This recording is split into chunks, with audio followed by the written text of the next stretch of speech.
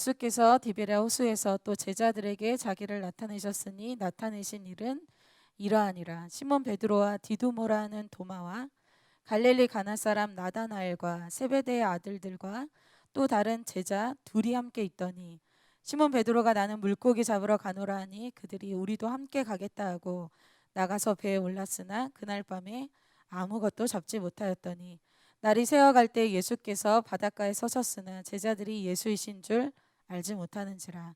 예수께서 이르시되 얘들아 너희에게 고기가 있느냐 대답하되 없나이다.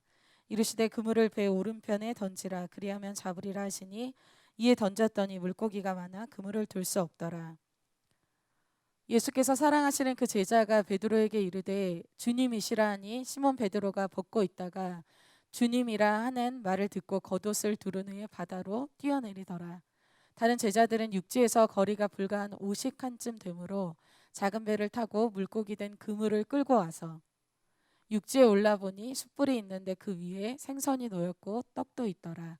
예수께서 이르시되 지금 잡은 생선을 좀 가져오라 하시니 시몬 베드로가 올라가서 그물을 육지에 끌어올리니 가득히 찬 큰 물고기가 153마리라. 이같이 많으나 그물이 찢어지지 아니하였더라. 예수께서 이르시되 와서 조반을 먹으라 하시니 제자들이 주님이신 줄 아는 고로 당신이 누구냐 감히 묻는 자가 없더라. 예수께서 가셔서 떡을 가져다가 그들에게 주시고 생선도 그와 같이 하시니라. 이것은 예수께서 죽은 자 가운데서 살아나신 후에 세 번째로 제자들에게 나타나신 것이라.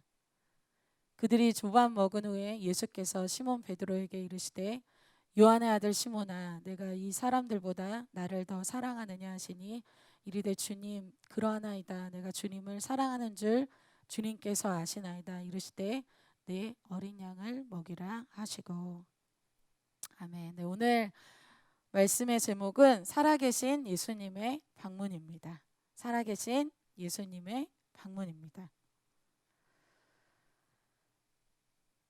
우리의 인생에 어떤 큰 변화, 어떤 인생의 결정적인 변화는 예수님의 방문이 있을 때 우리에게 변화가 있습니다. 사마리아 여인이 6번째 남편을 두고도 인생에 답이 없다. 이럴 때 예수님이 그에게 찾아가셔서 명쾌한 해답을 주시고 또 니고데모가 아무리 종교를 해도 자신 안에 구원의 확신이 전혀 들지 않을 때 그때 예수님을 만날 때 예수님이 그의 인생에 명쾌한 답을 주시죠.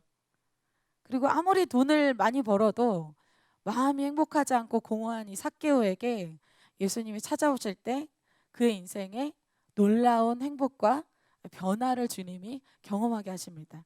그래서 우리 인생에 앞뒤가 어떤 꽉 막힌 것 같은 그런 상황에서 예수님이 우리의 인생에 방문해 주시기만 하면 우리의 인생에 큰 변화가 일어납니다.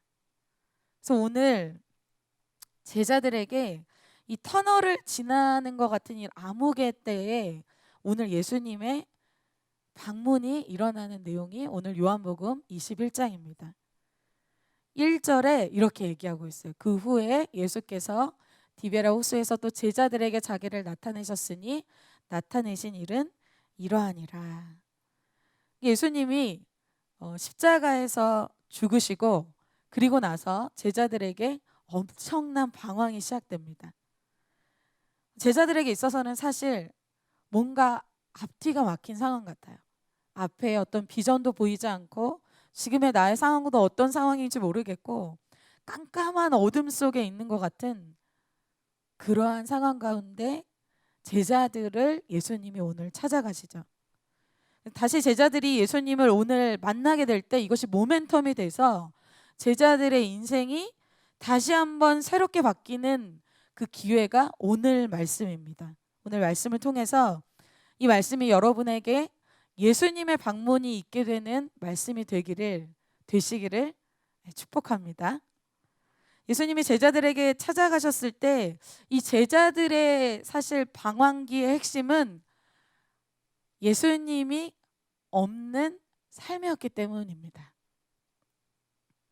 실제로 제자들과 함께 지냈던 예수님이 십자가에서 돌아가시고 나서 제자들은 흩어지게 되죠.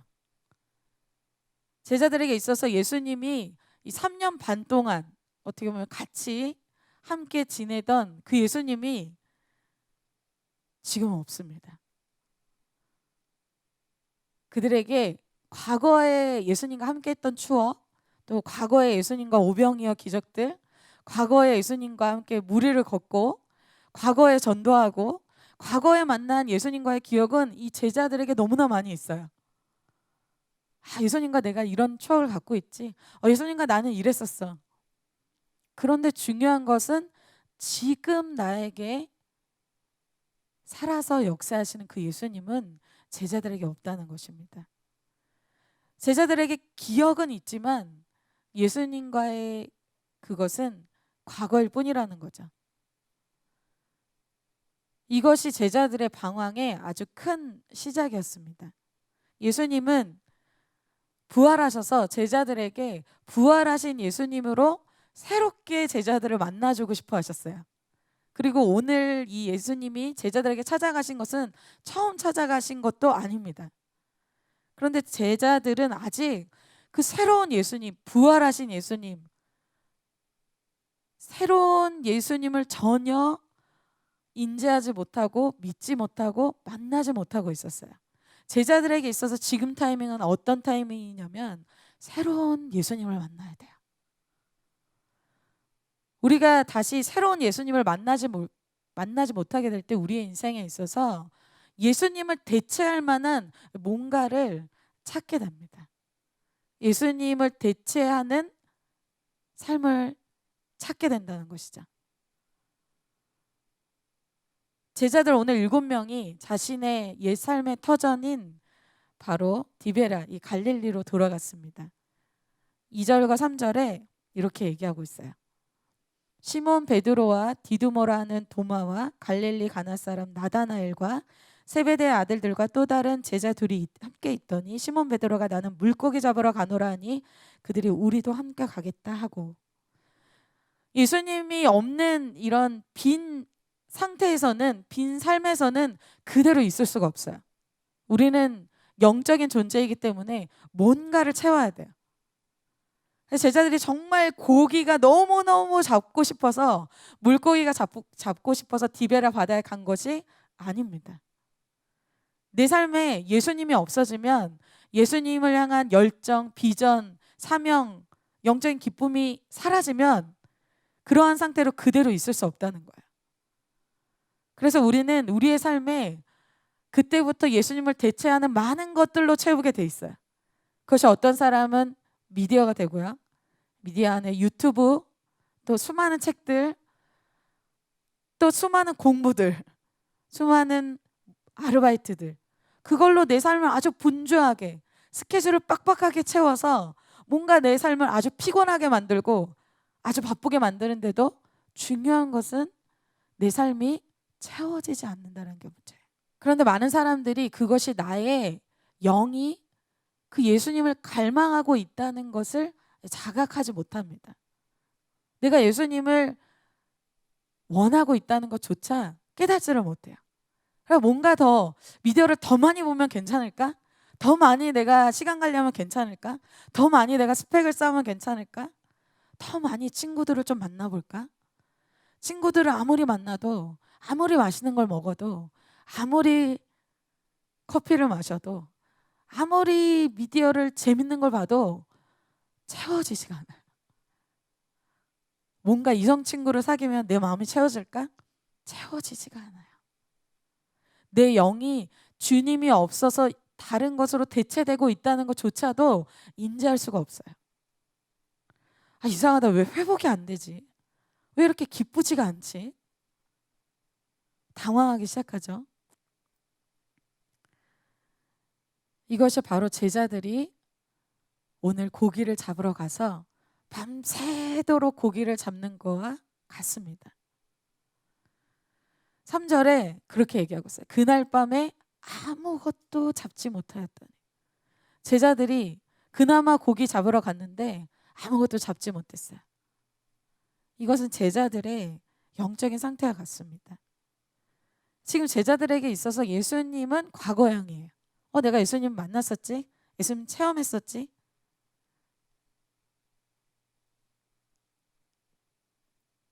지금 예수님을 만나고 있지 않다면 우리는 다른 것으로 채울 수밖에 없습니다.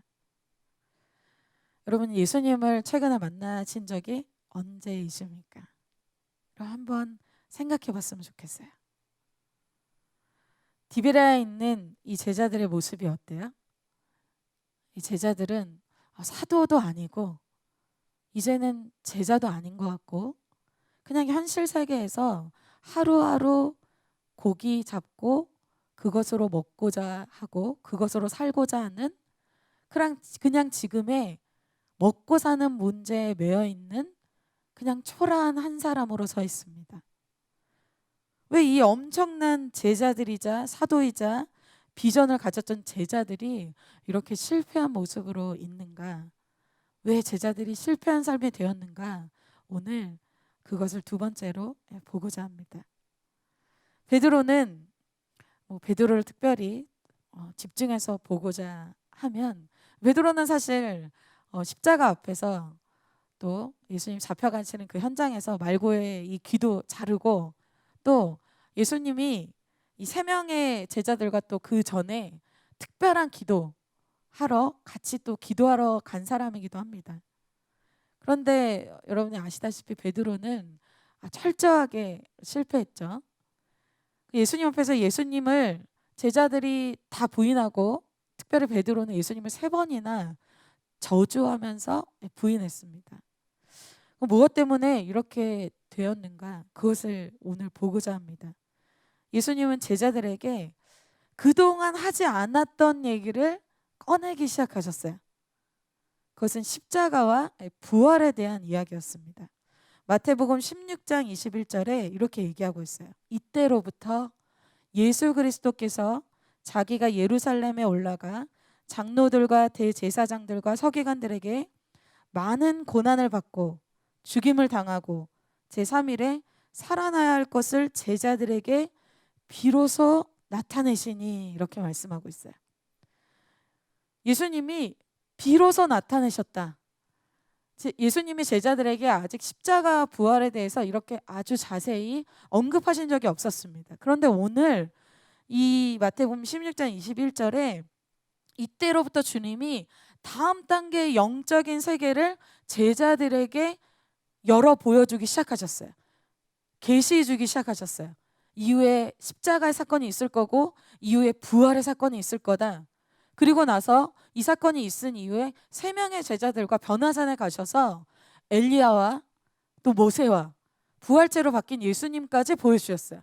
어떻게 보면 제자들에게 있어서 예수님의 이 제자 공동체에 있어서 넥스트 시즌, 다음 단계, 영적인 영역으로 아주 넘어가는 중요한 순간에 지금 놓여 있다는 거예요. 그래서 예수님이 새로운 말씀을 선포하시는데 새로운 말씀이 바로 십자가와 부활에 대한 말씀이었습니다. 그때 이 베드로의 반응이 이전과 달랐어요. 베드로의 반응이 마태복음 16장 22절 23절입니다. 베드로가 예수를 붙들고 항면하여 이르되 주여 그리 마옵소서 이 일이 결코 주께 미치지 아니하리이다. 예수께서 돌이키시며 베드로에게 이르시되 사탄아 내 뒤로 물러가라. 너는 나를 넘어지게 하는 자로다. 내가 하나님의 일을 생각하지 아니하고 도리어 사람의 일을 생각하는도다 하시고, 처음에 이 베드로가 예수님을 붙들고 예수님 절대 이런 일이 일어나면 안 됩니다. 예수님이 대제사장과 서기관들에게 잡혀서 많은 고난을 받고 내가 십자가에 죽을 것이고 또 3일 만에 살아날 것이다, 부활할 것이다 말씀하셨을 때 베드로의 이 반응은 어떻게 보면 수제자로서 너무나 당연한 반응이기도 합니다. 그런데 예수님 편에서가 중요하겠죠. 예수님 편에서는 23절에 베드로에게 이 사단아 이랬어요. 내 뒤로 물러가라.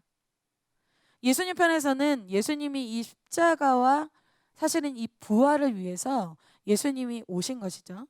그리고 이것이 하나님의 뜻이자 예수님을 향한 계획이었습니다. 예수님 편에서는 이것을 감당하기 위해서 준비하고 계신 타이밍이었어요.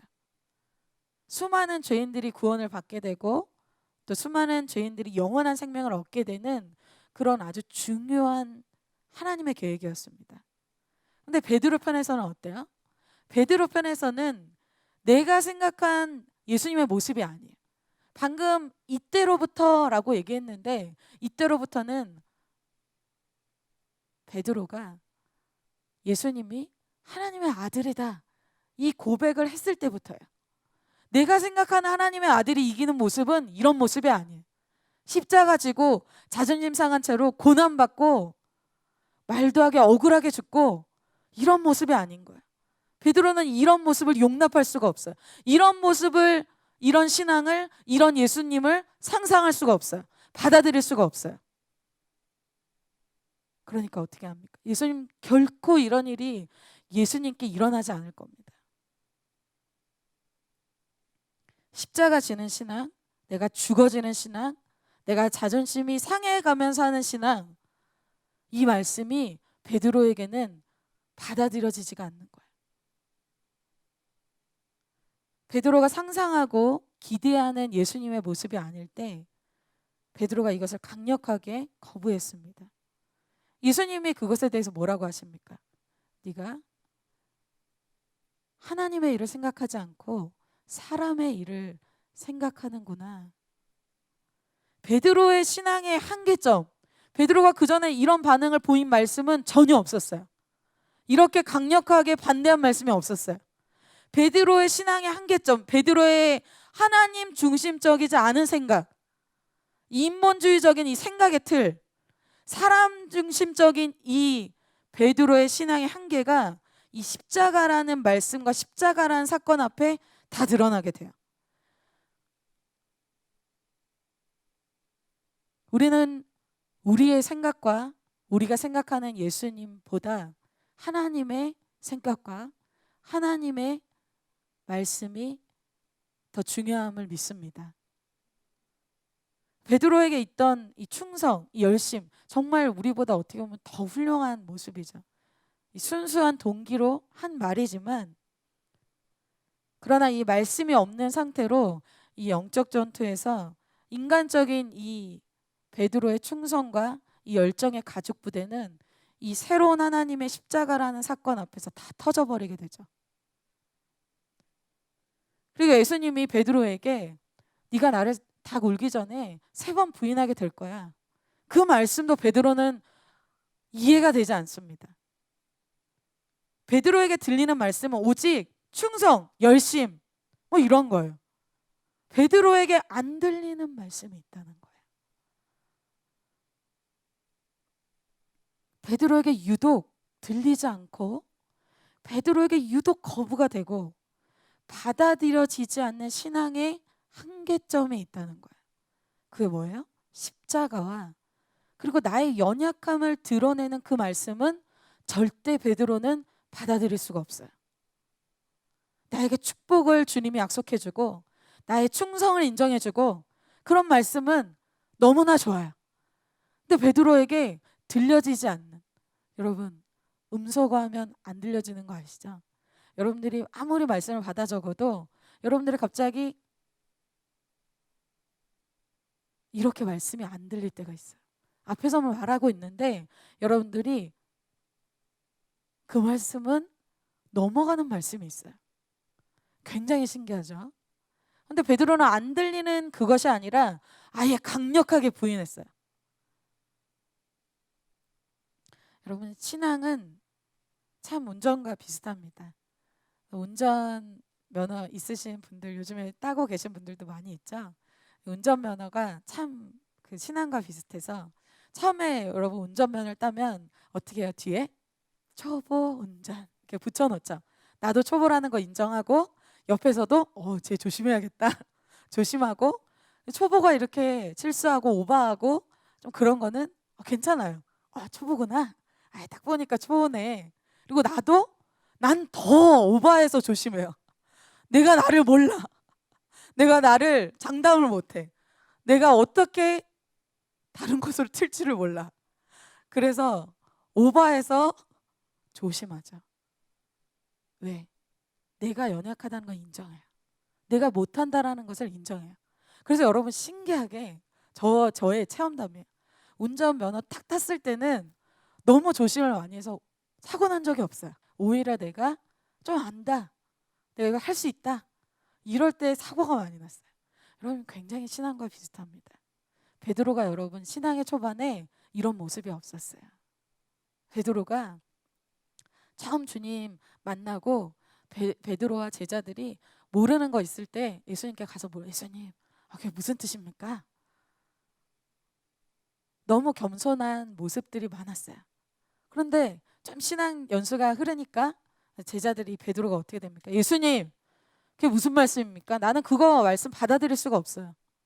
예수님 생각이지. 나는 그 말씀에 해당하는 사람 아닙니다.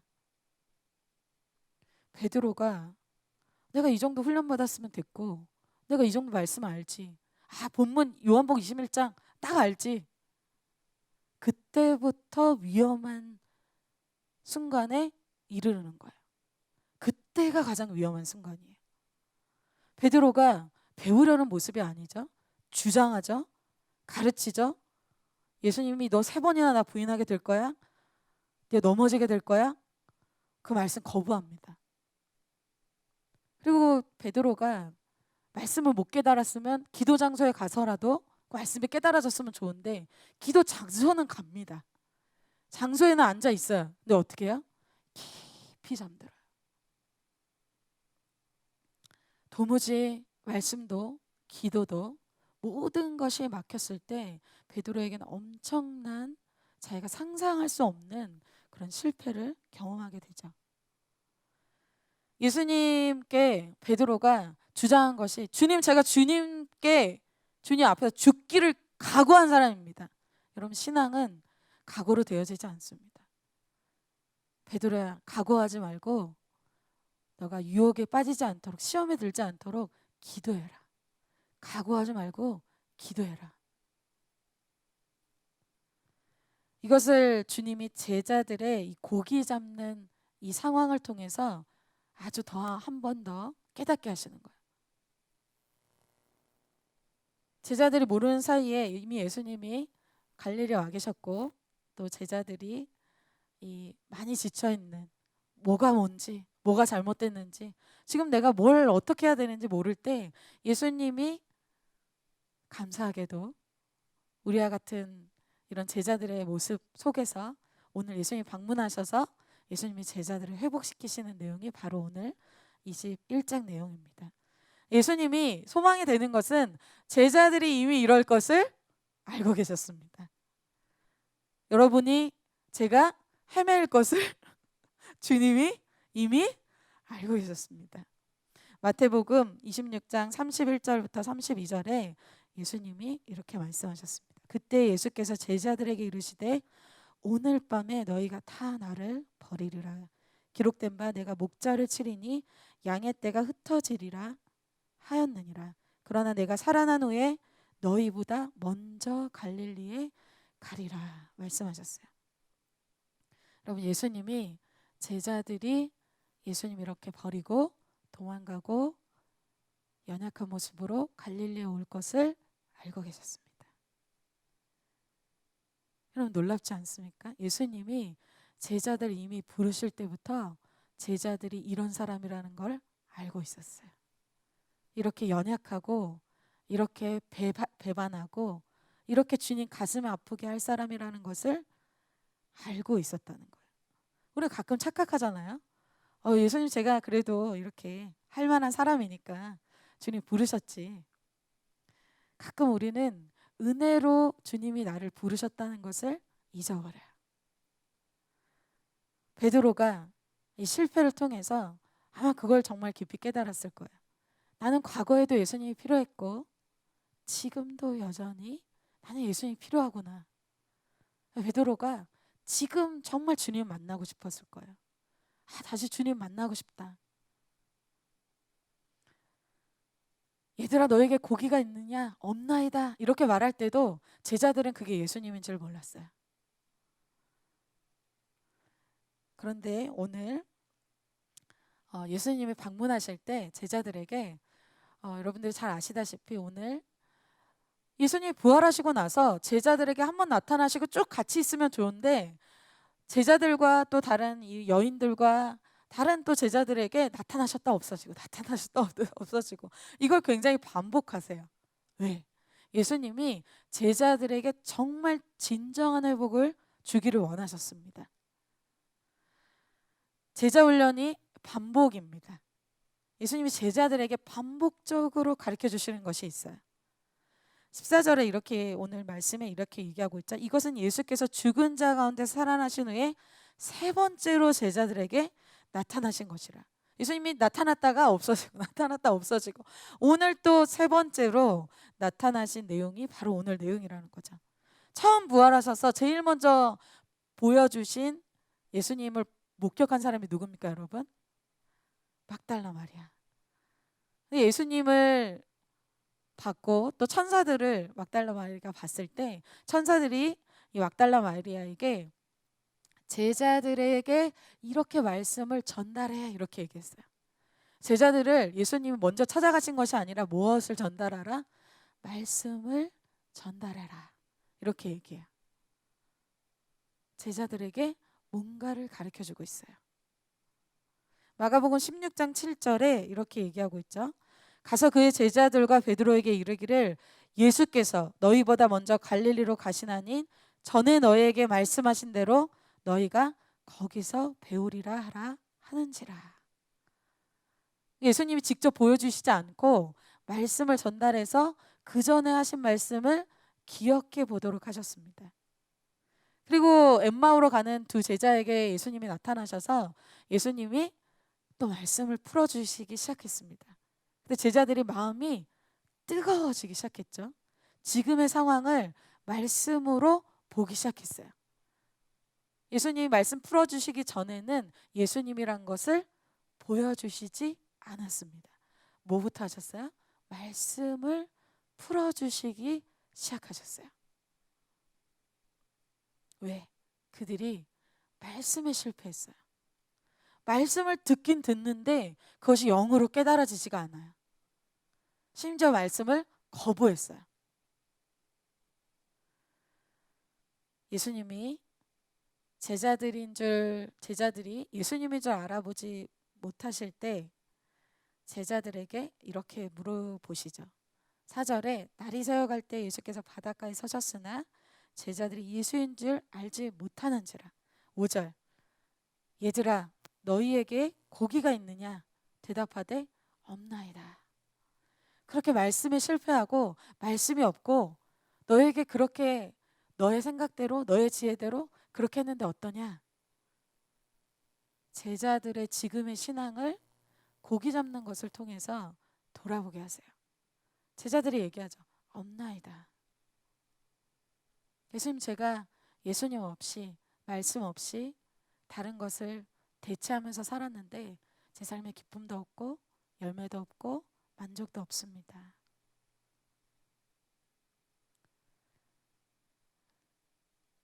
왜 너희가 고기가 없냐? 왜 지금 실패의 자리에 있냐? 지금 예수님이 제자들의 신앙의 판을 바꾸고 있어요. 패턴을 바꾸고 있어요. 내 힘, 내 노력, 내 지혜로 하는 그 패턴, 인간적인 패턴, 하나님 중심적이지 않은 패턴, 밤새도록 얻은 것이 없는데도 계속 최선을 다하는 그 패턴, 그것의 결과가 뭐냐? 얻은 것이 뭐냐? 이제 어떻게 알아? 예수님의 방법, 예수님의 패턴으로 해라. 6절에 이르시되 그물을 배 오른편에 던지라 그래야만 잡으리라 하시니 이에 던졌더니 물고기가 많아 그물을 들 수 없더라. 이것이 무슨 말씀입니까? 다른 방법으로 하라는 거야. 너의 그 신앙에 판을 아예 갈아라. 말씀이 없으면 또다시 너의 그 원래 패턴으로 가는 그 판을 아예 갈아치워라. 이렇게 얘기하고 계세요. 내 인간적인 방법, 인간적인 충성, 인간적인 의리, 인간적인 노력, 이 판을 바꿔라. 밤새도록 내가 열심히 했습니다. 제가 충성했습니다. 그 판을 바꿔라. 나는 열심과 충성이 아니라 한마디 말씀에 순종하는 걸 원한다. 그것이 더 능력 있는 신앙이라고 주님이 말씀하시는 거예요. 근데 여러분, 제자들이 엄청나게 헤맸습니다. 정말 예수님 십자가 지기 전부터 십자가 지신 후 부활 때까지 너무너무 많이 헤맸어요. 그런데 여러분, 놀라운 것은 제자들이 그래도 회복이 된다는 것이죠. 내가 이렇게 헤매는데 어떻게 이렇게 신앙이 그냥 뭐 이렇게 있다가 회복되겠지. 여러분, 그냥 회복되는 것은 없습니다. 제자들이 이렇게 회복될 수 있는 이유는 그럼에도 내가 공동체에 있고, 그럼에도 내가 예배에 지금 앉아있고, 그럼에도 내가 이렇게 신앙할 수 있는 것은 예수님의 축복이기 때문이에요. 예수님이 믿음이 떨어지지 않도록 제자들을 위해서 기도했기 때문입니다. 베드로에게 예수님은 이렇게 얘기해서 누가복음 22장 31절과 32절에 시몬아 시몬아 보라, 사탄이 너를 밀가부르듯 하려고 요구했어. 너를 넘어뜨리려고 몇 번씩 나에게 그랬다. 그러나 내가 너를 위하여 너의 믿음이 떨어지지 않기를 기도하였는데, 지금 어떻게 예수님이 여러분들의 믿음이 떨어지지 않기를 지금도 기도하고 있다는 거예요. 예수님은 베드로가 배반하고 굉장히 크게 넘어질 것을 아셨습니다. 그리고 내가 너를 회복시킬 건데 너는 돌이킨 후에 그 다음에 너의 형제를 굳게 하는 사람이 되라.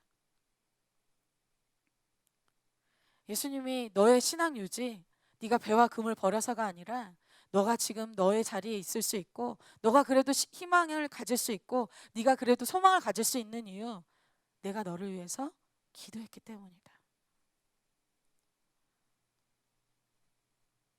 베드로의 공로나 어떤 노력이 아니라 예수님의 공로와 예수님의 기도와 예수님의 노력 때문입니다. 그래서 여러분, 종교는 열심히 하면 할수록 뭐가 남냐면 내가 남습니다. 내 의가 남고 내 자랑이 남고 내 영광이 남습니다. 그런데 신앙은 하면 할수록 예수님만 남아요. 예수님의 의만 있고, 예수님의 자랑만 있고, 예수님의 열심만 있고, 예수님의 영광만 있습니다. 베드로가 아주 깊이 깨달았을 거예요. 내가 지금 이렇게 있는 것이 내가 수제자여서, 내가 믿음이 좋아서, 내가 의지가 강해서 그것이 아니구나. 예수님이 나를 위해서 지금도 계속해서 기도하고 계셔서 그랬구나. 이렇게 실패할 것을 알고 또 이렇게 배반할 것을 아시면서도 예수님이 이 제자들을 오늘 용서하시고 또 예수님의 정말 진정한 사랑을 오늘 보여주십니다. 두 번째로 진정한 사랑이에요. 예수님이 제자 중 요한이 이렇게 고기 많이 잡힌 걸 보고 예수님인 것을 알아봤습니다. 7절에 예수님께서 사랑하시는 그 제자가, 요한이 자기를 이렇게 얘기하고 있어요. 예수께서 사랑하시는 그 제자. 베드로에게 이르되 주님이시라 하니 시몬 베드로가 벗고 있다가 주님이라 하는 말을 듣고 겉옷을 두른 후에 바다로 뛰어내리더라. 다른 제자들은 육지에서 거리가 불과 한 50칸쯤 되므로 작은 배를 타고 물고기 든 그물을 끌고 와서 육지에 올라보니 숯불이 있는데 그 위에 생선이 놓였고 떡도 있더라. 여러분, 제자들의 모습이 지금 어떻습니까? 자랑스러운 모습이 아니에요. 엉망이에요. 제자들이 제자의 모습도 아니고 사도의 모습도 아니에요. 연약하고 너무 지쳐있고 밤새도록 고기 잡느라고 너무 또 초라해요. 그런 제자들에게 예수님이 왜 너희가 이것밖에 못하고 이렇게 형편없냐? 예수님이 그렇게 얘기하시지 않으세요. 제자들을 예수님이 섬겨주십니다. 제자들에게 육지에 제자들이 올라와 보니까 숯불이 있어요. 아주 따뜻하게 밤새도록 고기 잡느라고 추워서 지친 제자들을 위해서 예수님이 숯불을 지펴 놓으셨습니다. 이것이 꼭 엘리야가 이 이세벨의 공격 때문에 2차 영적 전투에 너무 지쳐서 로뎀나무 밑에서 엘리야가 죽기를 청했죠. 이 모습이 꼭 제자들의 모습 같습니다. 엄청난 영적 전투에서 이 패배해서 엘리야도 그때 주님께 막 죽기를 청했습니다. 그때 천사를 보내셔서 주님이 숯불에 구운 떡과 또 물을 그에게 주시고 그에게 힘을 주시죠. 오늘 제자들에게도 마찬가지입니다. 사실 여러분, 가장 위로받고 가장 섬김 받아야 될 분이 누구십니까? 지금 예수님이시죠. 예수님이 가장 으뜸이 되셔서 가장 많이 섬기십니다. 그런 예수님의 섬김에 아마 제자들이 고개를 둘 수가 없었겠죠. 12절 13절에 이렇게 말씀하고 있습니다. 예수께서 이르시되 와서 조반을 먹으라 하시니 제자들이 주님이신 줄 아는 거로 당신이 누구냐 감히 묻는 자가 없더라. 예수께서 가셔서 떡을 가져다가 그들에게 주시고 생선도 그와 같이 하시니라. 제자들은 사실 자기의 이런 모습이 충격적이었겠죠. 실망스럽고 아마 자포자기했을 것입니다. 내가 제자인가? 내가 예수님 살겠다고 했는데 막상 내가 내 삶의 캠퍼스에 내 직장에 가서 나는 예수님 부끄러워하고 예수님 위해서 십자가 져야 될 때 도망가고 예수님 부인하는 정말 그런 사람이구나. 내가 정말 그런 사람이구나. 그때 돼서야 제자들을 향한 예수님의 사랑의 그 깊이와 넓이와 높이를 제자들이 알게 돼요. 내가 잘해서, 내가 완벽해서, 내가 그래도 충성스러워서 그렇게 한다고 생각했는데 아니에요. 완전히 엉망인 나의 인생에 은혜로 주님이 찾아오셨고 또 나의 신앙의 완성도 그 은혜로 되어진다는 것을 제자들이 느꼈을 거예요.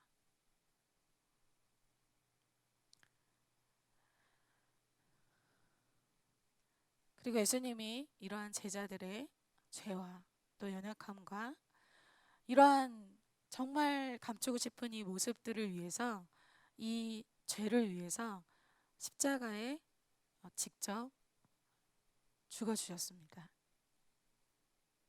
그리고 오늘 예수님이 제자들에게 확인하는 것은 단 한 가지입니다. 5절 다 같이 한번 읽어보겠습니다. 5절 말씀입니다. 시작. 그들이 조반 먹은 후에 예수께서 시몬 베드로에게 이르시되 요한의 아들 시몬아 내가 이 사람들보다 나를 더 사랑하느냐 하시니 이르되 주님 그러하나이다. 내가 주님을 사랑하는 줄 주님께서 아시나이다. 주님이 물어보시는 게 딱 한 가지가 있어요. 요한의 아들 시몬아 내가 나를 사랑하느냐. 너가 더 다음에 잘할 수 있겠어? 네가 다음에는 실수하지 않을 수 있겠어? 실패하지 않을 수 있겠어? 이걸 물어보시잖아. 요한의 아들 시몬아 네가 나를 사랑하느냐.